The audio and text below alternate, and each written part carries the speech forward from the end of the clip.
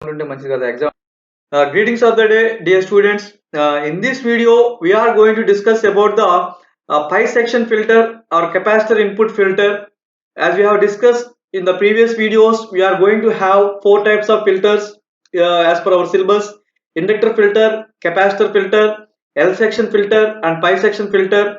Once again, I will repeat. The purpose of the filter is to filter out the ripple content or AC content that is present in the rectified output.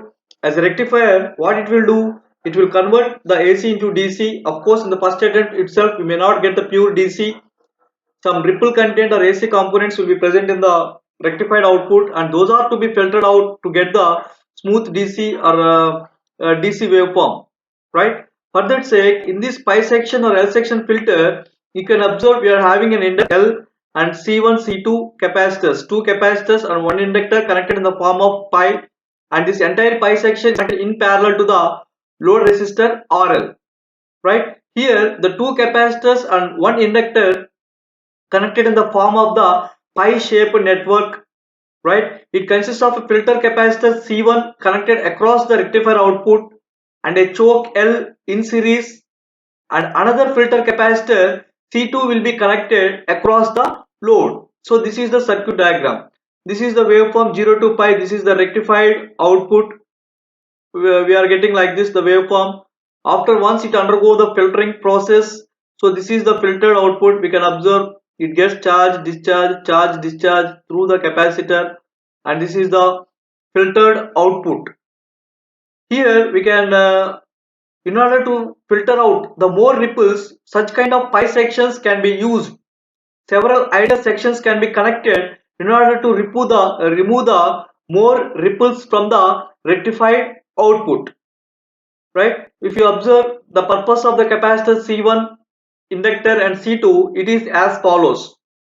This filter capacitor, which is going to offer high resistance to the DC, and it is going to offer low resistance to the AC signal. So after grounding the AC components present in the signal, now the signal passes to the inductor for further filtration, right? Now the inductor, which is connected in series, it is going to offer low reactance to the DC component, and it will block the AC component if any that got managed to pass through the capacitor C1. Now after passing through the inductor, if any further ripples are there, that will be filtered out through the capacitor C2. Now the signal is further smoothened using the capacitor C1, so that it allows only the AC current in the signal, and which the inductor has failed to block, right? So this is how the operation will be there. C1, the purpose of capacitor C1, inductor L and capacitor C2, and from our previous basics, inductor does not allow sudden changes in current, and the capacitor does not allow sudden changes in the voltage, and the inductor is going to offer high impedance or